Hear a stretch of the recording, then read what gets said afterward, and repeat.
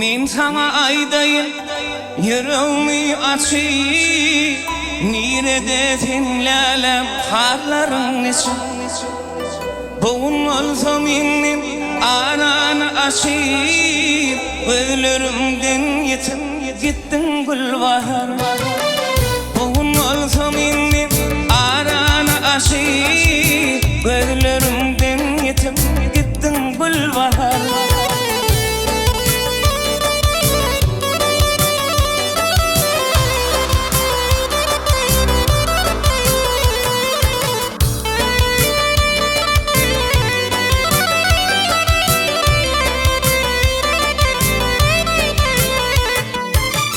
Açlardın bağda ığıl gül olayım, şad ederdin boğunun koçoğuma dolu.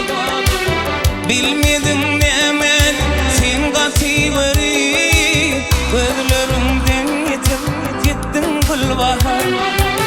Bilmedim nemen sen katibari, gözlerimden yetip gittin Gülbahar.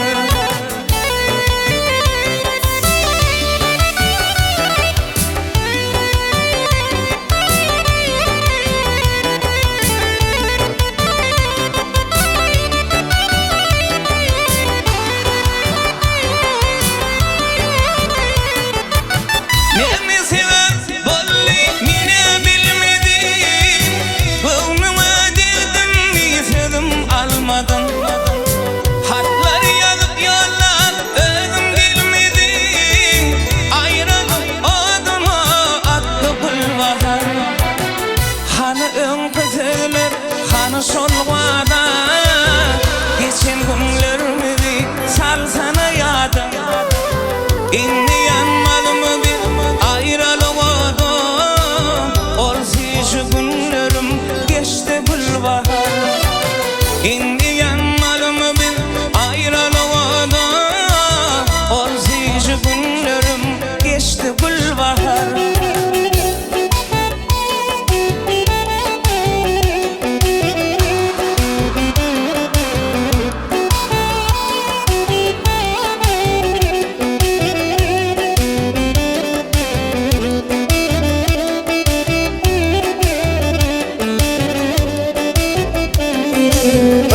Yetteşin adına var ha.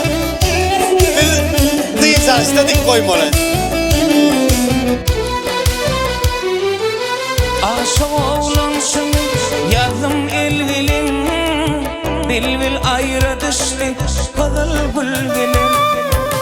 Baktım aşk olsun gezin kim bilin, sevdiğim adına attı Gülbahar. Baktım aşk olsun gezin kim bilin, sevdiğim